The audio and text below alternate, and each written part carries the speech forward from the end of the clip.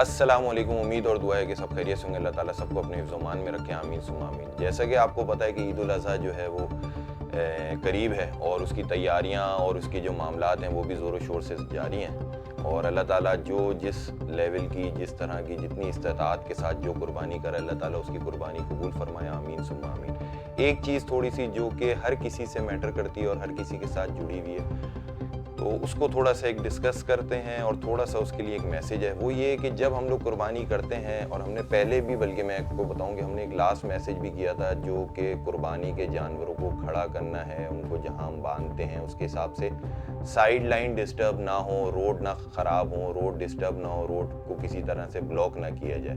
दूसरी जो चीज़ है वो होती है कुर्बानी के टाइम पे। जब हम लोग कुर्बानी करते हैं तो हमें, चाहे वो किसी भी एरिया में हो रही हो, किसी भी घर में हो रही हो, कहीं भी जगह पे हो रही हो, तो हमें चाहिए कि हम उसकी जो वेस्टेज होती है, जो हम अलाइशें हैं, जो अगर और कोई भी ऐसी चीज़ें जिसको हम यूज़ नहीं करते और हम इसको वेस्ट करते हैं, तो वो चीज़ों को और उन मामलात को हम ज़रूर उसमें सफाई का ख्याल रखें और उसको किसी एक ऐसी जगह पे स्टोर करें या कोई ऐसा बिन करें कि जो कि गुज़रने वालों के लिए, उस मोहल्ले में आने वालों के लिए, और आगे चल के वो किसी भी तरीके की जो है वो गंदगी या बीमारी डेवलप ना हो।